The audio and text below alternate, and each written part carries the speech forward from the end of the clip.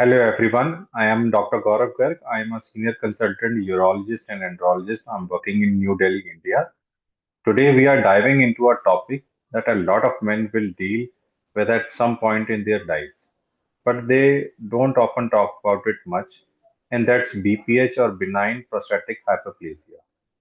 Sounds complex, isn't it, right? But it simply means that the prostate gland is getting bigger, and as it grows, it can press against the urethra, making it harder to pee. Not dangerous like a cancer, but it's definitely annoying, especially at night. Who all are at a greater risk of developing benign prostatic hyperplasia. Number one factor is age. This is by far the biggest factor. BPH is super rare before age of 40, but by the time men hit 60, about half of them will have some symptoms. And by age of 85, the number shoots up to around 90%. So yes, aging is a major player here. Second is family history. If your dad, brother, or uncle had prostate problems, your risk goes up.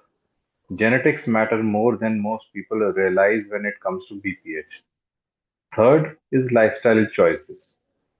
Carrying extra weight, not getting much physical activity, you might be increasing your risk. Obesity and sedentary lifestyle are both linked to higher chance of developing BPH. Next comes chronic health conditions. Men with diabetes, high blood pressure, or heart disease tend to have a greater risk. It's all interconnected. Blood flow, hormones, inflammation, it affects everything, including the prostate. Next is hormonal changes.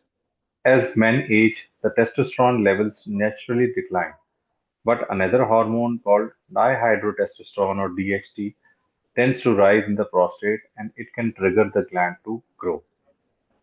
Eating a lot of red meat and processed food and not enough fruits and veggies, that's also been linked to a higher risk. So, what's on your plate matters more than what you might think. And finally, some studies suggest that BPH is more common in blacks and white men and possibly a bit less common in Asian men.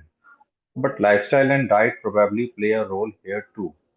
So, if you or someone you care about checks a few of these boxes, maybe it's time to start paying attention. BPH is a super common disease, but the good news is it is manageable, especially if you catch it early. And remember, talking about prostate health should not be a taboo. The more we talk, the more we understand, and the better we take care of ourselves. Stay tuned up next. We are covering some simple lifestyle tips that could actually reduce your risk of BPH. Don't go anywhere. What is the role of lifestyle management in such people? Number one, get moving. Regular physical activity can help maintain hormone balance, support a healthy weight, and improve blood flow, all of which are good for prostate health. You don't need to run marathons, even a 30-minute walk each day can help. Number two, watch your weight. Being overweight, especially carrying fat around your belly, is linked to a higher risk of BPH. So, managing your weight through healthy eating and exercise is a smart move, not just for your heart, but for your prostate too. Number three, eat smart. Try to limit red meat, fried fruits, and processed snacks. Instead, focus on a diet rich in fruits, veggies, whole grains, and healthy fats like olive oil and fish. Think Mediterranean style eating. It's great for reducing inflammation and supporting overall health. Number four, cut back on caffeine and alcohol. Both can irritate the bladder and make urinary symptoms worse. That doesn't mean you have to cut them out completely, but moderation is key, especially if you are already experiencing symptoms. Number five, stay hydrated but smartly. Drink plenty of water during the day, but try to cut back a few hours before bed. That way, you are not waking up multiple times at night to use the bathroom. Number six, don't ignore the urge to go. Holding your urine for too long can strain the bladder and prostate. When you feel the urge, please go and pass urine. And lastly, get regular checkups. If you are over 50 or earlier, if you have risk factors, talk to your doctor about your prostate health. Catching changes early can lead to better outcomes and easier management. So, there you have it, small changes, big impact. You don't have to overhaul your life overnight. But adding a few of these habits can really help protect your prostate in the long run. Up next, we will talk about early warning signs of BPH, what to watch for, and when it's time to call your doctor. Don't go anywhere, we will be right back. Thank you. Who have symptoms of benign prostatic hyperplasia but hesitate to seek treatment. Now let's talk about something really important, the early warning signs. BPH tends to creep up slowly, and a lot of men don't realize what's happening until the symptoms start affecting their sleep, work, or daily routine. So, here's what to watch out for. First up is frequent urination. If you're heading to the bathroom way more than often than usual, especially during the day, that could be a sign your prostate is starting to put pressure on the urethra. Second, nighttime trips to the bathroom. Waking up once in a while to pee is normal, but if it is happening multiple times a night, that's something to pay attention to. It's called nocturia. It's a very common early symptom of BPH.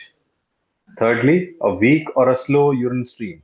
If it feels like your urine flow is weaker than it used to be, or it takes longer to get started, that could be the prostate narrowing the passage. Fourth is feeling like you didn't fully empty your bladder. Even after going, you might still feel like there's some left. That's because the enlarged prostate can prevent the bladder from emptying completely. Fifth is urgency. You suddenly feel like you have to go and it's hard to hold in it. That can be frustrating and even embarrassing, but it's a common symptom. And sixth, dribbling at the end of urination. That post pee dribble might seem harmless, but if it's happening regularly, it could point to an issue with the prostate. Now, remember, these symptoms don't necessarily mean something serious, but they are worth discussing with a doctor. BPH is manageable, and there are a lot of treatment options out there from simple lifestyle tweaks to medications and even procedures in more advanced cases. But the key is catching it early. So, if something feels off, talk about it. No shame, no stigma. What are the treatment options available for patients with benign prostatic hyperplasia? Welcome back to the final part of today's episode, where we have been talking all about BPH, that's benign prostatic hyperplasia, or in simple terms, an enlarged prostate. Good news is there are plenty of treatments available, and many of them are non invasive. Let's break them down. First up is lifestyle and self care. For mild cases, doctors often recommend starting with lifestyle changes. These include cutting back on caffeine and alcohol, avoiding fluids before bed, staying physically active, and eating a healthier diet. Sometimes these small tweaks are enough to manage symptoms without medication. Now, next come is medications. There are two main type of medications that doctors use for BPH. So they are called alpha blockers, which help relax the muscles in your prostate and bladder neck, making it easier to urinate. The other group is 5-alpha reductase inhibitor, which actually shrink the prostate over time by affecting hormonal levels. Sometimes a combination of both is used for better results. There are some natural remedies and supplements like herbal supplements like saw, palmetto, etc. But the results are mixed and they are not regulated like prescription meds. So it's always talk to your doctor before trying anything natural.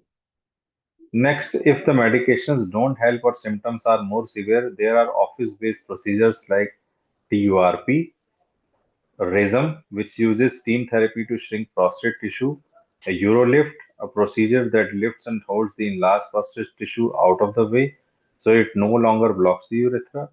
These procedures usually have short recovery times and don't always require hospitalization. And finally, surgery. In rare, more advanced cases, surgery might be necessary to remove part of the prostate. But this is typically a last resort when other treatments haven't worked or when complications like bladder damage may have developed.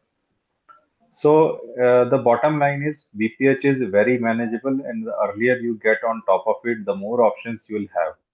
Whether it's natural remedies, medication, or modern minimally invasive procedures, there is no reason to suffer in silence. If you are noticing symptoms, don't wait. Have that conversation with your doctor. It could lead to better sleep, better bladder control, and honestly, a much better quality of life. Thank you for watching this.